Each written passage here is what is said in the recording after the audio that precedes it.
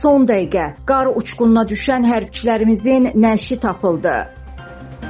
Report xəbər verir ki, bu barədə Müdafiə Nazirliyi və Fövqəladə Hallar Nazirliyinin yaydığı birgə məlumatda bildirilib. Qeyd olunub ki, Gədəbəy rayonu ərazisində yerləşən xidmət yerindən qayıdarkən dumanlı hava şəraitində qar uçqununa düşən Azərbaycan ordusunun hərbi qulluqçuları əskər İmanov Əli Tariyel oğlunun və əskər Həmidov Ruslan Rüstəm oğlunun nəşləri aşkar edilib. Qeyd edilək ki, qar uçqununa düşən hərbi qulluqçularımızın tapılması məqsədi ilə hava şəraitinin əlverişsiz olmasına baxmayaraq, yüksək dağlıq və çətin relyefli ərazidə Azərbaycan ordusunun müvafiq bölmələrinin, Fövqəladə Hallar Nazirliyinin və Azərbaycan Avtomobil Yolları Dövlət Agentliyinin, Podratçı şirkətinin xüsusi texnikaları, qüvvə və vasitələri birgə axtarış xilas etmə tədbirlərinə cəlb edilib.